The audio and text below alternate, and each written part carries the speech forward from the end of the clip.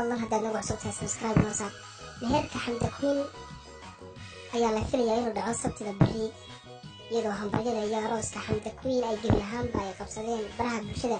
haddaba daawadayaal, hambalyada xamda queen ay u soo hambaliyeen ayaan halkan idinku soo gudbin doonaa. aanu ku bilowno wariyadda caanka ee Sagal Mustafe ayaa sida tan ugu soo hambaliyay walaasheed xamda queen.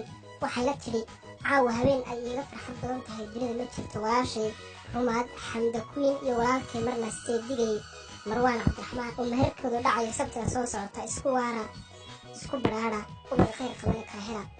jacayl midoobay ciddii ku mashquulsha maxkamadaha la saaro. sidoo kale fanaanada nimco degan ayaa sidan iyada loogu soo hambaliyeysay.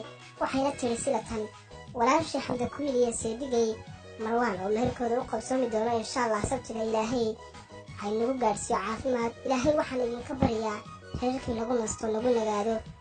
fanaanada idil barkad ayaa iyaduna sidan ugu soo hambaliyeysay. waxaana hambalyo u dirayaa walaashay xamda queen iyo seegeeda marwaan. isku waara, ubad khayr qabana kala hela.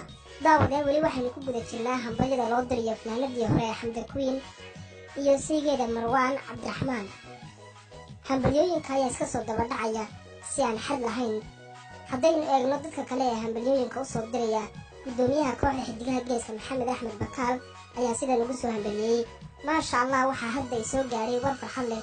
walaashay xamda queen iyo seegeeda marwaan, guurkiina guur khayr, gurigiina guri nagi. maasha allah, mabruuq ayaan idin leeyahay. wariyadda caanka ah ee England show ayaa iyaduna sidan ugu soo hambalyeysay. hambalyo walaashay xamda queen iyo seegeeda marwaan cabdiraxmaan oo meherkooda sabtida uu dhacayo. isku waara, isku baraara, ubad khayr qabana kala hela.